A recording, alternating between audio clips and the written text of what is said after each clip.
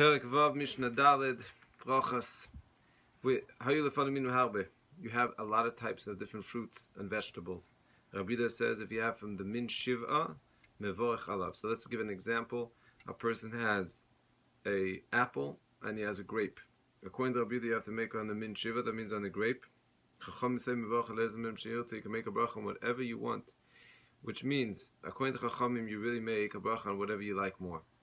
So that would mean that you would, if you like apples more than grapes, you make a bracha on grapes. We paskin that, like Rabbi Yehuda, that min shiva comes first. So therefore, if a person has, like I said, an apple and a grape, you have to make a bracha on the grape first, even though you like apples more.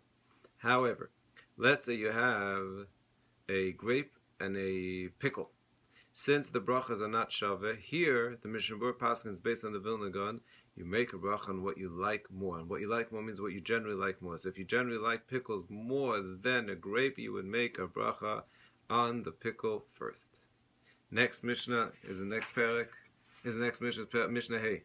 Mishnah says the following: if a person makes a bracha on wine before he started the meal, so then he exempts the wine. Patar sayan shel achamazon.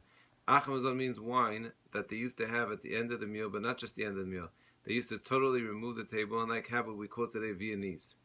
A Viennese table is basically the equivalent of after the Muslim because it's after the meal entirely, and they sit down and now they drink more wine and have more desserts.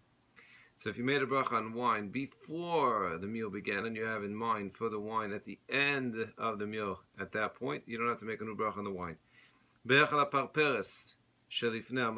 a bracha on parperes is a machlekes. Either it means vegetables and things that you eat with the bread, or it means actually biscuits, wafers, types of mezainas.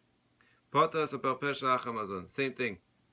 If you made a bracha on the parperes even before the meal, you made a bracha on crackers before the meal, and then you're going to have crackers all the way at the end. Let's say on the Viennese table.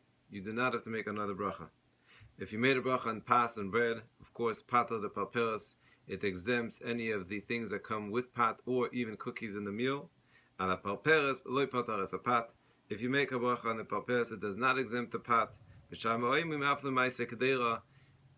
to Mishamai, when you make a bracha on the parperes, for example, on wafers, it will not take care of ma'aseh kedera, which usually is some type of hot cereal. But Shammai is not the way we paskin. What comes out from this also is interesting, is that the reason why many don't make a bracha on mezainos by dessert is because it's not clear what the definition of mezainos is, and it could be part of the family meaning of pas itself, or bread itself.